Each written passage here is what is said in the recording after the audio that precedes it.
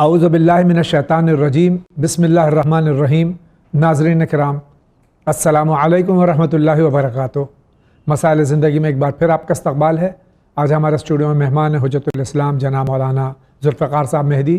ہم ان کا خیر مقدم کرتے ہیں۔ ماہ صیام ہے، ماہ رمضان ہے، یقیناً ہم سب عبادات میں مصروف ہیں۔ اللہ تعالی ہماری توفیقات میں مزید اضافہ فرمائے کہ ہم اس ماہ مقدس کا حق ادا کر سکیں۔ آئیے اسی کے ساتھ میں ہم آقا کا استقبال کرتے ہیں۔ آقا السلام علیکم وعلیکم السلام ورحمۃ اللہ وبرکاتہ۔ آقا بہت بہت مبارک ہو، ماہ مبارک ہے رمضان آپ کو اور آپ کو اور دنیا کے تمام مومنین و عالم اسلام کی خدمت میں بھی مبارکباد پیش کرتے ہیں، اور اس کے ساتھ یہ دعا گو ہے کہ اللہ ہمیں اس ماہ مبارک میں اپنی رحمتوں و برکتوں و مغفرتوں سے ہمیں اور ساری دنیا کے مومنین کو توفیق عطا کرے اور نوازے کہ ہم بہترین خدا کے دسترخوان سے استفادہ کر سکیں۔ بہت بہت شکریہ۔ اگر آپ کی اجازت اپنا پروگرام شروع کرتے ہیں اور دیکھتے ہیں سب سے پہلے کس شہر سے سوال ہے؟ میرا نام ہینا ہے، میں نانپارہ سے بول رہی ہوں۔ میرے شوہر نے کہا کہ آج روزہ مت رکھو، میں نے زبردستی روزہ رکھ لیا، تو کیا میرا روزہ جو ہے وہ قبول نہیں ہوگا؟ کیونکہ گرمی بہت تھی، لائٹ بھی نہیں آ رہی تھی، اس وجہ سے میرے شوہر منع کر رہے تھے کہ روزہ مت رکھو، پریشان ہوگی، پر میں نے روزہ رکھ لیا ہے، تو میرا جواب اس کو آپ دے دیجیے۔ خدا حافظ۔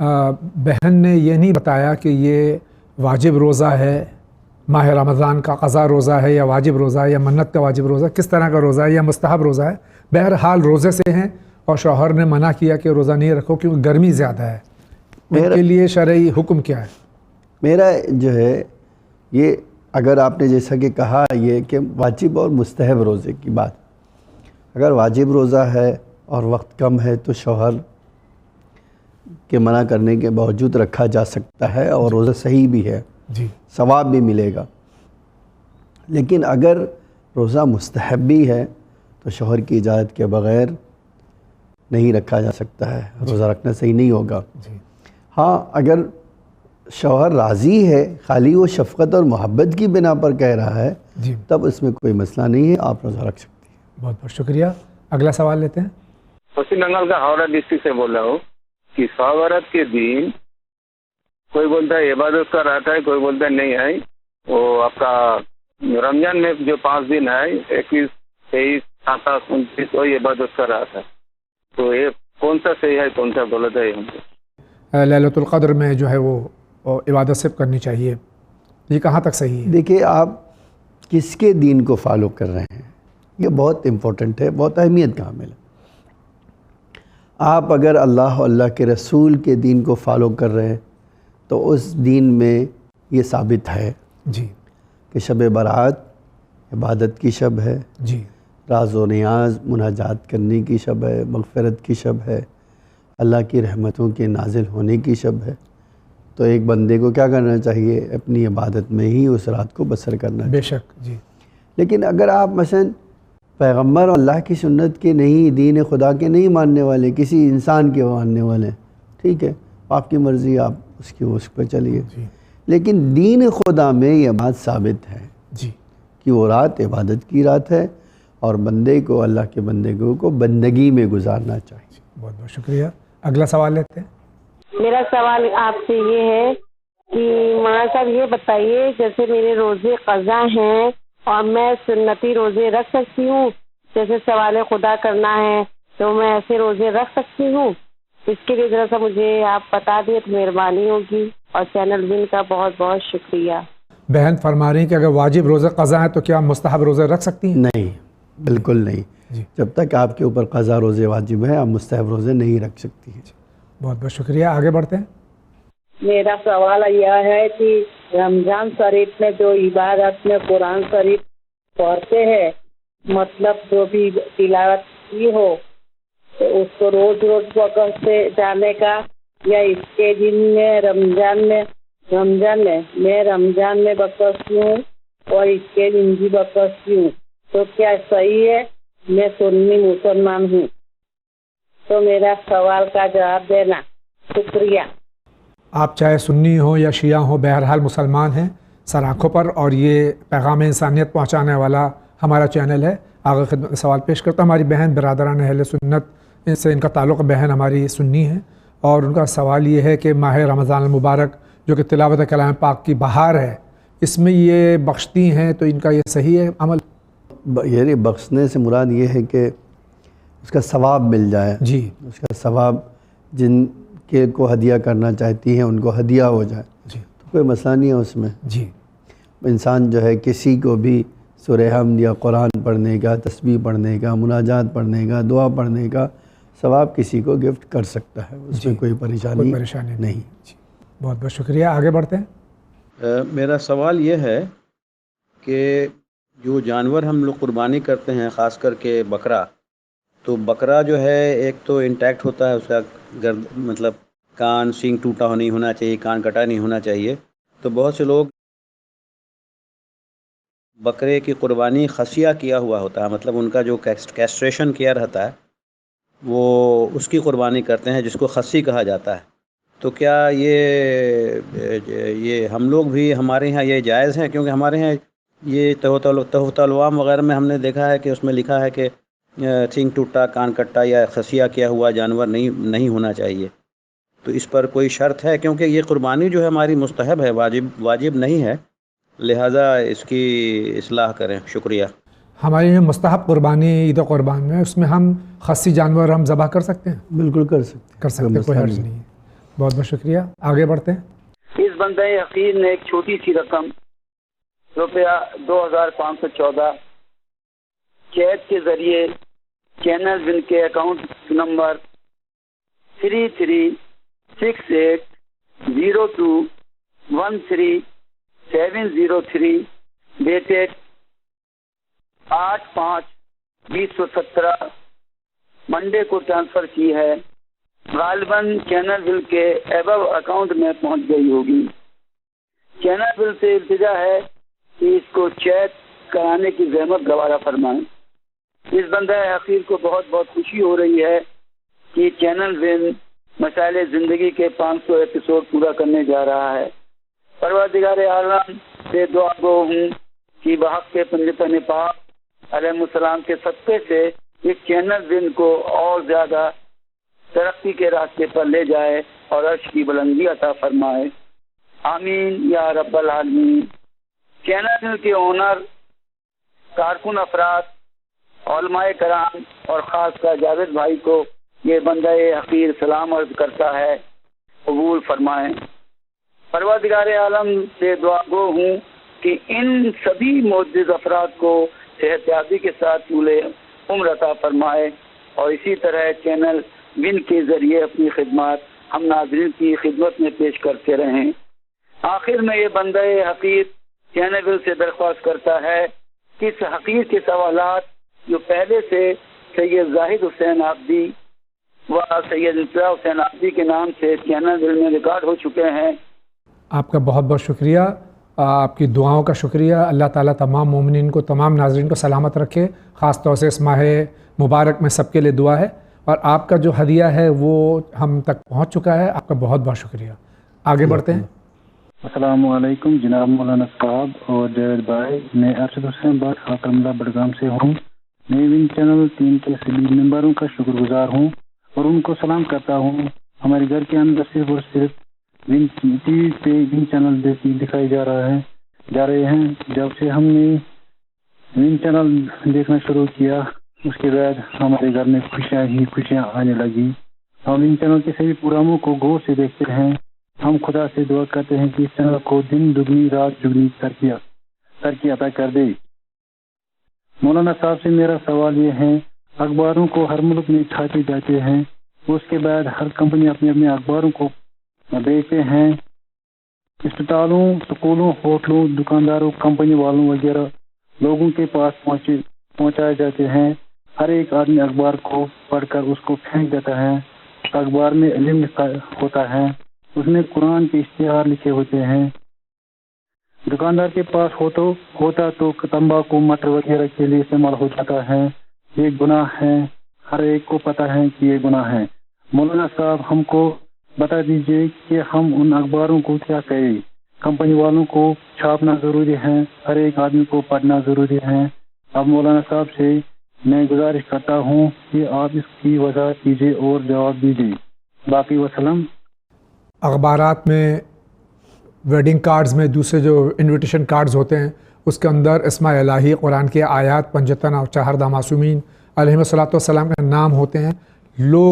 कुछ लोग ऐसे हैं जो उसकी एहतियात नहीं करते, बेअदबी हो जाती है उसकी, उस सिलसिले में क्या फरमाते? देखिए, ये अटेंशन जो है, अगर मसलन ये वो जानबूझकर, गुनाहगार कब होगा जब वो जानबूझकर ये काम करता हो। जी। लेकिन मैं नहीं सोचता हूँ कि कोई आदमी ऐसा है जो अस्माए हुस्ना की या कुरानी आयात की जानबूझकर तौहीन करता हो। अलियाज़ बिल्लाह, हम किसी के ऊपर तहमत नहीं लगा सकते इस ये कह के कि वो अखबार में आया है तो अगर जो है किसी ने कह दिया तो बेहुरमती होगी। नहीं, अटेंशन जानबूझकर कोई आदमी ये काम करेगा तो ही बेहुरमती होगी।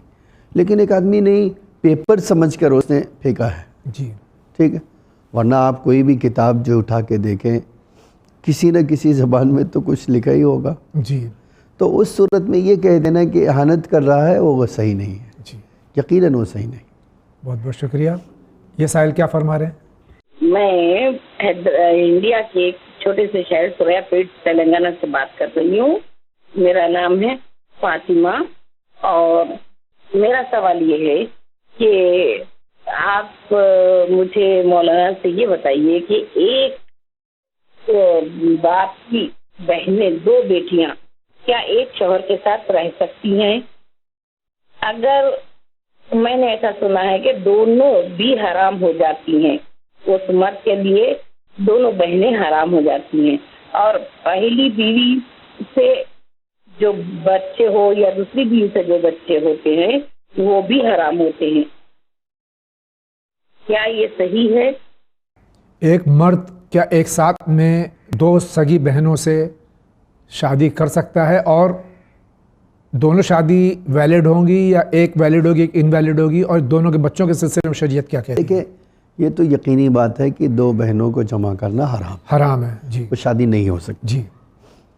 अब एक दूसरा सवाल ये रहता है कि एक आदमी ने किया है ऐसा काम। जी, ठीक है, तो क्या दोनों बच्चे जो है, देखिए यहाँ होता है जो पहले और बाद की बात। जी, यकीनी बात है जिससे पहले शादी हुई है, जिससे पहले शादी की है, फिर पहले ही शादी जब वालिड है जी, और दूसरी बहन की तरफ गया तो खुद ब खुद वालिड नहीं रहेगा। जी, वो निकाह ही नहीं होगा। हाँ, निकाह ही नहीं होगा, वो बातिल होगा। बातिल है। तो पहला मसला सही हो जाएगा, दूसरा सही नहीं होगा। पहले से औलाद भी जो जायज़ होगी, दूसरे से शादी जब वैलिड नहीं तो औलाद भी जायज़ नहीं कैसे हो सकती है। जी, बहुत बहुत शुक्रिया। अगला सवाल। मेरा नाम जो है मोहम्मद इमरान हुआ। मेरा सवाल है कि बैंक में जो पैसा रखते हैं उसका जो इंटरेस्ट बढ़ता है वो ले सकते हैं या नहीं? हमारे मुल्क में हम जो बैंक में पैसा रखते हैं उसमें जो हमको मुनाफा मिलता है वो जायज़ है या नहीं है? आप डिमांड नहीं कर सकते हैं, आप डिमांड नहीं कर सकते हैं। अगर कोई दे रहा है तो लेने में कोई मसला नहीं है। बहुत बहुत शुक्रिया। आप फरमाइए। मेरा सवाल ये है कि क्या आदमी बीवी के होते हुए दूसरी शादी कर सकता है? अगर कर सकता है, क्या ये हक औरत को भी दिया जाता है कि औरत को भी हक है कि आदमी के होते हुए दूसरी शादी कर सकती है वो? हमारी बहन का सवाल है कि एक मर्द जिसकी एक बीवी है क्या वो दूसरी बीवी कर सकता है, और साथ में ये भी सवाल है कि जब मर्द को हक है तो क्या औरत को हक है कि एक शौहर के होते हुए दूसरा शौहर कर सकती है? देखिए, ये कह देना तो शायद सही नहीं है। एक मर्द को 2 शादी करना कोई मसला नहीं है, वो कर सकता है। जी, शराइत के साथ। शराइत के साथ। जी, कि अदालत रखता हो, नफ़क़ा उनका अच्छी तरह से जो कि बहुत मुश्किल है, वो एक अलग मसला, लेकिन बहरहाल ये बहरहाल एक दुश्वार काम है अदालत से काम लेना। लेकिन एक आदमी अगर सारी अदालत के शराइत पे खरा उतरता है जी तो वो शादी कर सकता है। जी, एक औरत नहीं कर सकती है। जी, उसकी वजह यह है कि इंसाफ के तकाजे पूरा करना उसके लिए मुमकिन नहीं होगा। जी, इसीलिए एक औरत को हक़ नहीं है, लेकिन मर्द को हक़ पाया जाता है। बहुत बहुत शुक्रिया। आप फरमाइए, आप क्या कहना चाह रहे हैं? हमारा मौलाना साहब से एक सवाल है कि शादी में निकाह से पहले मजलिस जो होती है उसके बारे में हमें पूरी डिटेल बताएं, और मैयत उठने से पहले मातम होता है उसकी डिटेल हमें बताएं। मैं लखनऊ से बोल रहा हूँ। शुक्रिया, अस्सलाम वालेकुम। اپنی ہر خوشی میں بھی جو ہم غم سید الشہداء علیہ الصلوۃ والسلام برپا کرتے ہیں، مجلس کرتے ہیں، اکثر مقامات پر جو ہے وہ ماتم بھی ہوتا ہے، یہ کہاں تک صحیح ہے؟ دیکھیں، یہ جو مسئلہ ہے حقیقت میں عیب نہیں ہے اس میں. اس کی وجہ یہ ہے کہ ہمارے پاس حدیثیں موجود ہیں اس طرح کی کہ اہل بیت علیہ السلام کا غم اور اہل بیت علیہ السلام کی خوشی جی ہماری خوشی اور غم کے اوپر فوقیت رکھتی ہے، بے شک، اس میں کوئی شک نہیں ہے. جی. اب ایک سوال یہ ہے کہ ایک آدمی جو ہے شادی سے پہلے جو ہے اپنے گھر میں مثلا مجلس رکھ رہا ہے. جی. کیوں رکھ رہا ہے؟ کہتے ہیں اس لیے کہ اہل بیت کے ساتھ جو ظلم اٹھائے گئے ہیں اس کے بعد ان کے لیے کوئی خوشی کا مقام باقی نہیں رہا. جی. حقیقت میں اب انہی کے غم کو ہم اپنی جو ہے غم کو اپنا لیں اور ان کی خوشی کو جو ہے اپنی خوشی مان لیں، اور ہم اپنے غم کو بھلا کر ان کے غم کو جی اپنا غم بنا لیں، تو یقینی بات ہے یہ اہل بیت کے ساتھ ہمدردی اور اہل بیت کے ساتھ جو ہے اپنے آپ کو جو ہے شامل کرنا اور ان کی خوشی میں خوش رکھنے کی طرح ہے. جی. تو اگر کوئی آدمی یہ کام کرتا ہے تو اس میں کوئی عیب نہیں ہے جی. اور نہ ہی کوئی شریعت کے خلاف کام ہے. بہت بہت شکریہ. آگے بڑھتے ہیں. میرا نام سعید یاور آبدی ہے، میں رہتا ہوں کشمیر گاندربل سے. میرا سوال یہ ہے کہ میں ایک ٹیچر ہوں تو میں نروس ہوتا ہوں زیادہ. کیا اسلام میں یا کیا ہمارے دین میں کوئی ایسا دعا ہے جس کے ذریعے میں یہ دور کر سکتا ہوں؟ شکریہ. ہمارے بھائی ٹیچر ہیں لیکن ان کو نروسنس کی بیماری ہے، اس کے لیے کوئی دعا یا کوئی عمل ہے ایسا؟ دیکھیے، دعائے عدیلہ جو ہے پڑھنا جی وہ کافی مفید ہے اس سلسلے میں جی کہ اللہ جو ہے ان کے بیلنس کر دے اور یہ نروس سسٹم ان کا ختم ہو جائے. بہت بہت شکریہ. آپ فرمائیے، آپ کیا کہنا چاہ رہے تھے؟ میں رائے گڑھ سے بول رہی ہوں، حفیظہ خاتون. میرا سوال ہے کہ جو ماں دودھ پلاتی ہے چھوٹا میں تو وہ دودھ بخشنے کے لیے گواہ کا ضرورت پڑتا ہے، یہی جواب ہم کو چاہیے. اور جو نکاح ہوتا ہے، جو دین مہر جو ہوتا ہے، وہ چیز بخشنے کے لیے اس میں بھی گواہ کا ضرورت پڑتا ہے کیا؟ یہی جواب ہم کو چاہیے. السلام علیکم. ماں سے دودھ بخشوانا یہ شریعت میں کیا ہے، اس کا حکم ہے؟ دیکھیے، یہ جو مسئلہ ہے، ماں جو دودھ پلاتی ہے اس کی اجرت لینے کی حقدار ہے. جی ٹھیک ہے. بخش دینا یعنی وہ حقدار ہے، اب لینا یا نہ لینا اس کے اوپر ڈیپینڈ کرتا ہے. جی. اور جنرلی عام طور سے کوئی ماں جو ہے اس دودھ کے پیسے کی ڈیمانڈ نہیں کرتی ہے. نہیں، بچے سے کہہ رہی جوان ہو گیا کہ اگر یہ کام نہیں کرا تو دودھ نہیں بخشوں گی. دیکھیے، یہ شاید دودھ نہیں بخشنا، میں اپنا حق تم کو معاف نہیں کروں گی. جی. نہ یہ کہ یہ کہنا چاہتی ہوگی کہ بھئی میں تمہیں ہرگز جو ہے دودھ بخشنے کا مطلب کیا ہے؟ تو یہی ہے کہ اس کا حق، جب بچہ تو بالغ تھا ہی نہیں، اس نے دودھ پیا تو اس میں کیا قصور ہے اس کا بچے کا؟ اس میں بچے کا قصور نہیں ہے. لیکن یہ بات تو ہے کہ اس کا حق جو ہے، جی جو زحمتیں ہیں اس کی، ایک ماں جو زحمت اس بچے کو پالنے میں جی لگا رہی ہے، ایفرٹس لگا رہی ہے، قربانیاں دے رہی ہے، اس کی اجرت مطالبہ کر سکتی ہے. ہاں کر سکتی ہے. دوسرا سوال جو ہے، نکاح کے سلسلے میں اس وقت گواہوں کی ضرورت ہے؟ نہیں، کوئی گواہ کی ضرورت نہیں. طلاق میں ضرور ہے، جی، نکاح میں نکاح میں کوئی. آگے بڑھتے ہیں. میں شمیم اختر بول رہا ہوں رائے گڑھ سے کہ جو جمعہ کی نماز پڑھنے جاتے ہیں تو وہ پڑھنے کے بعد تو جمعہ کی نماز پڑھنے جاتے ہیں تو وہاں پر ہم کو وہاں پر سنت تو پڑھیں گے تو کس طرح پڑھیں گے، ہے نا؟ داخل مسجد پڑھیں گے یا قابل جمعہ پڑھنا پڑتا ہے؟ 2 رکعت کی یا 4 رکعت دوری پڑھنا پڑتا ہے؟ اس کے بارے جانکاری چاہیے. رائے گڑھ سے ہمارے بھائی کا سوال ہے کہ جمعے کی نماز پڑھنے جاتے ہیں تو سنت کس وقت پڑھیں، نفل نمازیں جو ہیں؟ دیکھیے، جمعہ جو نماز ہوتی ہے وہ مستحب نماز پڑھنا چاہتے ہیں تو ظہر سے پہلے آپ بالکل پڑھ سکتے ہیں. نماز جعفر طیار کے کافی اسی میں آئے فضیلت کے کہ آپ نماز جعفر طیار پڑھ لیجئے. جی. خوب، تو یہ جو کہہ دینا ہے کہ مثلا کب پڑھنا چاہیے، نافلے کا وقت تو معین ہے. جی. ظہر سے پہلے آپ پڑھنا چاہتے ہیں پڑھ لیں، عصر کے بعد پڑھنا چاہتے ہیں تو بھی پڑھ سکتی ہے. جنرلی اس میں کوئی پریشانی کہاں پہ ہے کہ آپ کہہ رہے ہیں کہ میں نماز نہیں پڑھ سکتا؟ نماز پڑھ سکتے ہیں. بہت بہت شکریہ. آگے بڑھتے ہیں. میں ڈونگری سے بول رہی ہوں اور میرا نام زرین ہے. میں یہ پوچھنا چاہتی ہوں کہ ام داؤد کا جو عمل ہے، تو ام داؤد کون تھے؟ یعنی پیغمبر میں سے تھے یا کسی امام میں سے تھے؟ یعنی کیا ہے ان کی اسٹوری؟ یعنی مجھے پتہ چاہیے کرنے کا ہے اس کے لیے. اور جعفر طیار کا جو نماز ہے ان کے بارے میں مجھے صحیح طریقے سے معلوم کرنا ہے. مختصراً بتا دیے عمل ام داؤد. ام داؤد نبی تو نہیں ہو سکتی، اور جعفر طیار علیہ السلام. ام داؤد جب آپ خود کہہ رہی ہیں تو داؤد کی ماں. جی. حقیقت میں داؤد جو ہے بیٹا تھا جی جو ہے، اور وہ جیل میں بند ہو گیا تھا اور امام صادق علیہ السلام کے چاہنے والوں میں سے تھا. جی. جب وہ جیل میں بند ہو گیا تو اماموں سے اس کا راستہ پوچھا کہ ہم اس کو کیسے جو ہے جیل سے آزاد کرائیں، تو امام نے وہ عمل بتایا. بے خطا جیل میں تھا وہ. جی. وہ جو بتایا کہ یہ عمل کرو تمہارا بچہ آزاد ہو جائے گا جیل سے. جی. اس کی ماں نے وہ عمل کیا اور وہ بچہ آزاد ہو گیا. اسی کو ہم کہتے ہیں عمل ام داؤد. جی. جعفر طیار کی نماز. جعفر طیار کی نماز جو ہے یہ بھی 2 رکعت نماز ہے، اور اس میں جو ہے ذکر رکوع اور جو ہے استغفار کی بہت اہمیت ہے. جی. اور یہ جعفر طیار کون تھے؟ بہن کو بتا دیجیے. مولا علی کے بھائی تھے. جی. اور ان کے جو ہے جنگ میں بازو قلم ہو گئے تو اسے طیار کہا جاتا تھا. جی. اور انہی کو ایک نماز جو ہے نماز حاجت بتائی گئی، اور نماز حاجت کی بہت اہمیت ہے. جعفر طیار نماز تو اللہ کی ہے لیکن ان کے نام سے منسوب ہے. ہاں جی. نماز تو اللہ ہی کی ہوتی ہے. ہر نماز اللہ کی، ہر نماز اللہ ہی کے لیے، عبادت اللہ کے لیے، رکوع سجدہ اللہ کے لیے. بے شک. لیکن وہ نام سے ان سے اس لیے منسوب کی گئی کہ انہی کو تعلیم دی گئی تھی. جی. اور یہ حضرت جعفر طیار جو تھے حضرت ابو طالب کے بیٹے تھے، مولا علی کے بھائی تھے. جی. بہت بہت شکریہ. آگے بڑھتے ہیں.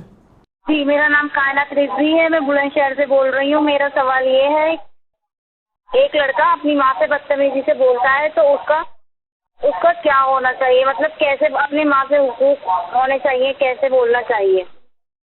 میرا دوسرا سوال یہ ہے کہ ایک بہو اپنی ساس سے اونچی آواز سے بول سکتی ہے کیا؟ بیٹا ماں سے بدتمیزی کرے، یہ جو مسئلہ ہے کہ لا تقل لہما اف، جی، خود یہ بتاتا ہے کہ ماں باپ میں سے کسی کے بھی سامنے اولاد کو یہ حق نہیں ہے کہ اف کرے. جی. تو اب آپ سوچ سکتے ہیں کہ جب اللہ چاہتا ہے، اللہ کا رسول یہ چاہتا ہے، قرآن میں یہ کہہ رہا ہے کہ اف تک نہیں کہہ سکتے. جی. تو ہر صورت میں ماں باپ کا احترام کرنا ہوگا. میں ایک جملہ کہنا چاہتا ہوں، بہت اہمیت کا عامل ہے. ہمارے بزرگ علماء نے کہا ہے کہ اولاد کی کامیابی ماں باپ کی خوشنودی میں محدود ہے، بے شک منحصر ہے. بے شک. اسی لیے وہ کہتے تھے کہ کوشش کر کے تم اس کی رضا لے لینا، جی، تاکہ تمہاری زندگی آسان ہو سکے. جی. میں نے بہت سارے ایسے لوگوں کو دیکھا ہے جو صرف ماں باپ کی دعاؤں سے کامیاب ہوئے. جی، بے شک. ان کے اندر کوئی خصوصیت نہیں تھی، کمال نہیں تھی، لیکن ان کے ساتھ ان کے ماں باپ کی دعا تھی تو وہ کامیاب ہو گئے. جی. اسی کے برخلاف ماں باپ کی ناراضگی بہت جلد بلاؤں کے نازل ہونے کا سبب بن جاتی ہے. ایک جملہ آپ کے سامنے نقل کرنا چاہتا ہوں، بہت اہمیت کا حامل ہے. یہ پیغمبر اکرم نے صلی اللہ علیہ وسلم نے آخری عمر میں جتنے بھی بادشاہ تھے قریب، جو عرب جزیرے کے قریب تھے، خطوط لکھے ہیں. جی. اور ان سب کو اسلام کی طرف آنے کی دعوت دی. انہی میں سے ایک خط پیغمبر نے ایک بادشاہ کو لکھا جو قریب ہے، وہاں کے خطے کے قریب تھا. اس نے پیغمبر کا خط دیکھا اور پھاڑ کے پھینک دیا. جی. جو قاصد تھا وہ واپس پلٹ کر جب گیا تو پوچھا پیغمبر نے کیا، تو اسے بتایا. پیغمبر نے بد دعا کی، اے اللہ، جس طرح اس نے میرے خط کو چاک کر دیا ہے تو اس کے شکم کو چاک کرتے. پیغمبر رحمت کے. جی بے شک. پیغمبر کو کتنا دکھ ہوا ہے کہ مثلا میں ایک خط بھیج رہا ہوں، ٹھیک ہے تم ریئیکٹ کرو، اس کی توہین تو نہیں کر سکتے. جی. پیغمبر نے بد دعا کی. کچھ دنوں کے بعد پھر خبر پیغمبر کو ملی کہ کسی نے اس کے پیٹ کو چاک کر دیا اور مار دیا. جی. پوچھا پیغمبر نے کس نے مارا ہے؟ تو جواب دیا کہ خود اسی کے بیٹے نے ہی اس کے باپ کو مار دیا. روایت کا جملہ ہے کہ پیغمبر نے 3 بار اپنے زانوں پہ مار کر کہا اے کاش بیٹے نے نہ مارا ہوتا. جی. اللہ اکبر. تو پوچھا کہ پیغمبر نے کیوں ایسا آپ کہہ رہے ہیں؟ تو پیغمبر نے جواب دیا مجھے ایسا لگتا ہے کہ بہت جلد وہ جوان سال خود بخود مر جائے گا. جی. باپ کے ساتھ اس نے ایسا کیا ہے، بہت جلد اس کا انتقام اللہ اس سے لے لے گا. آپ کبھی اس جملے کو تصور کریں، پیغمبر کا مخالف ہے، جی. اللہ کو نہیں مانتا ہے، اس کے باوجود پیغمبر کہتے تھے کہ اس نے مارا ہے تو بہت جلد مکافات عمل کی بنا پر اس کو اس دنیا سے جوان سالی میں موت آئے گی. اللہ اکبر. جی. تو یہ کہنا چاہتا ہوں ماں باپ کی بد دعا جس طرح ان کی دعا بہت زیادہ انسان کو کام آتی ہے، اسی طرح ان کی بد دعائیں بھی بہت جلد انسان کو لگ جاتی ہیں. یہ فرما رہی ہیں کہ بہو کو ساس کے ساتھ بلند آواز سے بدتمیزی بات کرنی چاہیے. دیکھیے بڑوں کا احترام کرنا چاہیے. جی. پیغمبر خود فرماتے تھے وقروا کبارکم، جی. اپنے بزرگوں کا احترام کرو. جی. لیکن ایسا نہیں کہنا چاہتا ہوں کہ نند یا ساس جو ہے وہ نبی کے حکم میں ہے، جی. کہ وہ جو بھی کرے اور ہم ان کے سامنے اف نہیں کر سکتے، ایسا بہو کے لیے نہیں حکم ہے. جی. بہو کو بھی اپنے دفاع کا حق ہے، جی. لیکن بزرگی کے احترام کے ساتھ. جی. بہت بہت شکریہ. اگلے سائل کا سوال لیتے ہیں. میں اتنی پڑھی لکھی نہیں ہوں، لیکن نماز روزہ سب کچھ کرتی ہوں. میں جتنے میرے بہن لوگ میرے کو سکھائے ہیں اتنا میں کرتی ہوں. تو لوگ بلاتے ہیں میرے کو مجلس سے شہدائے کربلا پڑھنے کے لیے، اور میں جگہ گھر گھر جاتی ہوں پڑھنے کے لیے. لوگ بلاتے ہیں میرے کو، میں جاتی ہوں پڑھنے کے لیے، اور میرے کو مجلس پڑھنے کے بعد ہدیہ دیتے ہیں. کیا میں وہ ہدیہ لے سکتی ہوں؟ اور لے سکتی ہوں کیا اپنے اوپر خرچ کر سکتی ہوں؟ میرا دل نہیں مانتا ہدیہ لینے کے لیے اور اپنے اوپر خرچ کرنے کے لیے. وہ لوگ ہدیہ کے نام پر دیتے ہیں، میں لیتی ہوں، پھر میں میرے امی کے لیے کچھ بھی صحرا اور نیاز ہوتا ہے تو اس میں چڑھا دیتی ہوں. تو میرے یہ سوال کا جواب پلیز ضرور شامل کریں اور میرے لیے دعا کیجیے کہ میں اور مجلس پڑھوں اور میرے کو اور علم حاصل ہو. السلام علیکم. بہن کو جو ہے یہ مجلسیں پڑھتی ہیں گھر گھر جا کے، وہاں ان کو لوگ ہدیہ دیتے ہیں، یہ کیا اپنے اوپر خرچ کر سکتی ہیں؟ دیکھیے یقیناً کر سکتی ہے، اس میں کوئی پریشانی نہیں ہے. لیکن ایک بات آپ کی اسی بات میں اضافہ کر دوں، ہمارے علماء نے خواتین کے لیے الگ مجلسیں لکھی ہیں. جی. ٹھیک ہے. مثلاً 30 مجلسیں، 20 مجلسیں. جی. میرا مشورہ ہے کہ میری بہن سے کہ آپ انہی مجلسوں کو لے لیجئے جی. جو معتبر علماء نے خاص طور سے ہمارے معاشرے کے لیے لکھی ہے. جی. وہ پڑھیے، آپ کو اللہ اجر بھی دے گا. اور یہ امام حسین کی مجلس پڑھ کر اگر کوئی ہدیہ مل رہا ہے تو یہ شرف کی بات ہے، آپ استعمال کیجئے، کوئی مسئلہ نہیں ہے. بہت بہت شکریہ. اگلا سوال لیتے ہیں. جاوید بھائی، ہمیں واجب غسل کے بارے میں پوچھنا تھا. جیسے کہ واجب غسل ہوتا ہے، ہم 15 منٹ کے بعد یا 6 گھنٹے بعد غسل کو کرتے ہیں، تو اب ہم اس غسل کو واجب کی نیت سے کریں گے، خلی قربتن کی نیت سے کریں گے؟ اور اس میں ایک سوال یہ پوچھنا تھا، جیسے کہ ہم غسل کے لیے سر پہ پانی گھیرتے ہیں، مان لیا ہم نے ایک جگ میں پانی لیا اور ہم کو جگ کے پانی کو سر پہ گھیرتے ہیں، اس پانی کو میں ایک دفعہ ہی گھیرنا ہے یا 3 دفعہ توڑنا ہے اسی پانی کو؟ بس یہی پوچھنا تھا. خدا حافظ.